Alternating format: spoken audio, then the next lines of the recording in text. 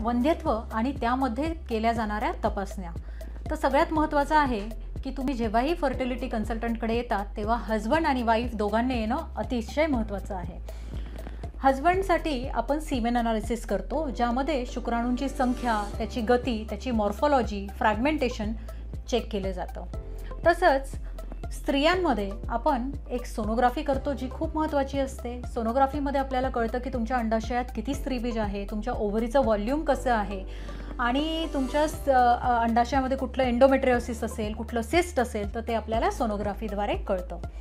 तसंच तुमच्या गर्भाशयाला जर काही सूज असेल, जसं फायब्रॉइड्स आहेत किंवा ॲडिनोमायोसिस आहे, गर्भाशयामध्ये एखादं पॉलिप आहे, तुमच्या गर्भाशयाचं अस्तर कसं आहे, त्याचा थिकनेस किती आहे, मॉर्फोलॉजी कशी आहे, त्याचा ब्लड सप्लाय कसा आहे, हे पहिल्याच व्हिजिटमध्ये चेक केले जातं. आता प्रत्येकच पेशंटला आपण ट्यूब टेस्ट पहिल्यांदा सांगत नाही.